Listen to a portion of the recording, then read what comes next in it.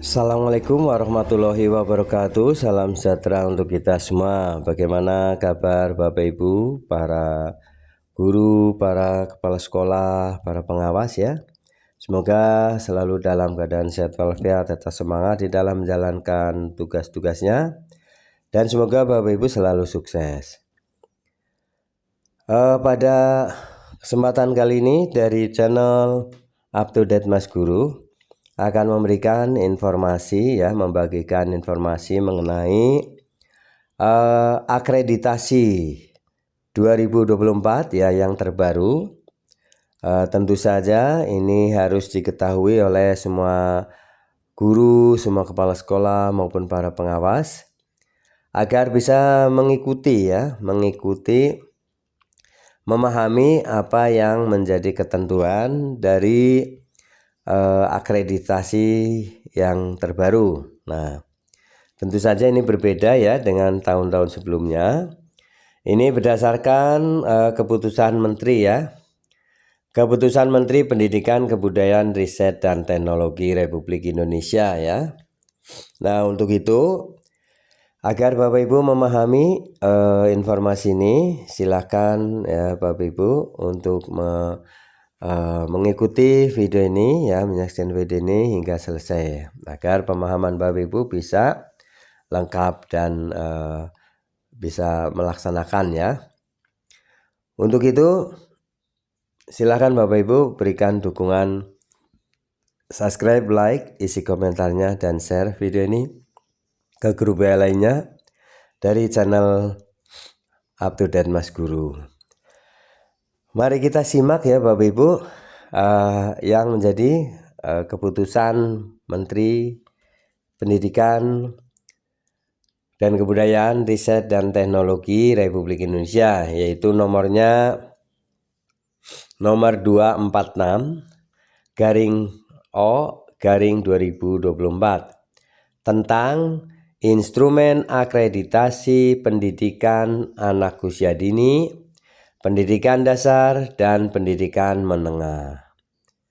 Nah, apa isinya? Mari kita simak ya, kita bacakan salinannya. Menteri Pendidikan dan Kebudayaan, Riset, dan Teknologi Republik Indonesia menimbang, dan seterusnya, mengingat, dan seterusnya ya. Kemudian memutuskan, menetapkan Keputusan Menteri Pendidikan, Kebudayaan, Riset, dan Teknologi tentang instrumen akreditasi pendidikan anak usia dini, pendidikan dasar, dan pendidikan menengah. Kesatu, menetapkan instrumen akreditasi pendidikan anak usia dini, pendidikan dasar, dan pendidikan menengah yang terdiri atas. Nah, ini apa yang ditetapkan? A. Instrumen akreditasi pendidikan anak usia dini dan atau bentuk lain yang sederajat. B. Instrumen akreditasi sekolah dasar, madrasah ibtidaiyah atau bentuk lain yang sederajat. C. Instrumen akreditasi sekolah menengah pertama atau madrasah sanawiyah atau bentuk lain yang sederajat. D. Instrumen akreditasi sekolah menengah atas, madrasah aliyah atau bentuk lain yang sederajat. E. Instrumen akreditasi sekolah menengah kejuruan atau madrasah aliyah kejuruan. F. Instrumen akreditasi sekolah luar biasa atau madrasah luar biasa. Dan G. Instrumen akreditasi program pendidikan kesetaraan sebagaimana tercantum dalam lampiran 7. Kedua, pada saat keputusan Menteri ini berlaku ya, keputusan Menteri Pendidikan Kebudayaan nomor tentang perangkat akreditasi ya anak usia dini, dan keputusan Menteri Pendidikan dan Kebudayaan nomor 209/P/2001 tentang kriteria ini dicabut dan dinyatakan tidak berlaku ya. Ketiga, keputusan Menteri ini mulai berlaku pada tanggal ditetapkan ya. Jadi ditetapkan ini di Jakarta pada tanggal 19 Juni 2024. Jadi mulai berlaku ya dari 19 Juni 2024 dengan menggunakan akreditasi aturan baru ya. Ini yang tertanda tangan ya, yang tanda tangani adalah Menteri Pendidikan, Kebudayaan, Riset dan Teknologi Republik Indonesia Nadiem Anwar Makarim. Nah itulah ya bunyi surat keputusan dari Mendikbudristek. Nah sekarang ini lampiran-lampirannya ya. Lampiran-lampirannya adalah mengenai salinan lampiran 1 keputusan Menteri Pendidikan, Kebudayaan, Riset dan Teknologi Republik Indonesia nomor 246/0/2024 tentang instrumen akreditasi pendidikan anak usia dini, pendidikan dasar dan pendidikan menengah. Nah, instrumen untuk akreditasi pendidikan anak usia dini dan atau bentuk lain yang sederajat, ya saya bacakan. Instrumen akreditasi terdiri dari 3 komponen ya. Jadi untuk PAUD 3 komponen, yaitu kinerja pendidikan dalam mengelola proses pembelajaran yang berpusat pada peserta didik, kepemimpinan kepala satuan pendidikan dalam pengelolaan satuan pendidikan, dan iklim lingkungan belajar. Ini ada 3 komponen ya untuk PAUD. Nah, butir-butirnya adalah komponen 1, kinerja pendidikan dalam mengelola proses pembelajaran yang berpusat pada peserta didik. Ini komponennya ada 4 poin. Kemudian komponen kedua, kepemimpinan kepala sekolah, satuan pendidikan dan pengelolaan satuan pendidikan. Ini ada 5 poin ya. Kemudian komponen 3, iklim lingkungan belajar. Nah ini ada berapa ini? 5 poin. 5 poin ya. Ini khusus untuk PAUD ya Bapak Ibu. Nah untuk instrumen untuk sekolah dasar atau MI ya. Ini ada 4 komponen ya. Instrumen akreditasi terdiri dari 4 komponen ya.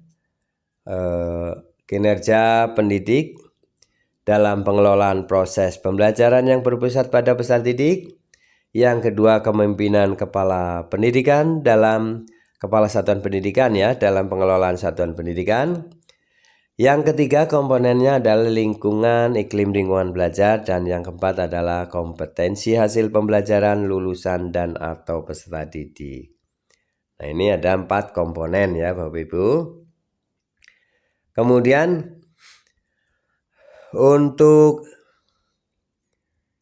instrumen akreditasi pendidikan akreditasi sekolah menengah pertama ya, SMP atau MTS ya. Instrumennya terdiri dari 4 komponen, yaitu kinerja pendidik dalam pengelolaan proses pembelajaran yang bersifat pada peserta didik, kepemimpinan kepala satuan pendidikan dalam pengelolaan satuan pendidikan, iklim lingkungan belajar, dan kompetensi hasil pembelajaran lulusan dan atau peserta didik. Nah butir-butirnya ini ya hampir sama dengan di SD ya. Nah kemudian untuk jenjang SMA ya, SMA atau madrasah aliyah, ini ada 4 komponen ya, yaitu kinerja pendidik dalam mengelola proses pembelajaran yang berpusat pada peserta didik, kepemimpinan kepala satuan pendidikan dalam pengelolaan satuan pendidikan, iklim lingkungan belajar, dan kompetensi hasil pembelajaran lulusan dan atau peserta didik. Nah ini ya, itulah ya untuk instrumen akreditasi pendidikan SMA dan MA ya. Nah untuk instrumen akreditasi sekolah menengah kejuruan atau madrasah aliyah kejuruan, Instrumennya ada 4 ya, terdiri dari 4 komponen, yaitu kinerja pendidik dalam mengelola proses pembelajaran yang berpusat pada peserta didik, kepemimpinan kepala satuan pendidikan dalam pengelolaan satuan pendidikan, iklim lingkungan belajar dan kompetensi hasil pembelajaran lulusan dan atau peserta didik. Nah, ini tentu saja nanti harus dijelaskan ya per poinnya ya, agar Bapak Ibu bisa mendapatkan informasi yang lebih detail ya. Untuk itu ikuti terus ya channel UpToDate Mas Guru ya. Nah, pada video berikutnya ya, nanti akan dijelaskan per poin, per komponen dan poin-poinnya apa, serta dicontohkan contoh bukti fisiknya ya seperti apa. Nah, ikuti terus channel UpToDate Mas Guru. Terima kasih Bapak Ibu telah menyimak video ini hingga selesai, semoga bermanfaat. Jangan lupa subscribe, like, isi komentarnya, dan share video ini ke grup lainnya. Sampai jumpa kembali. Assalamualaikum warahmatullahi wabarakatuh.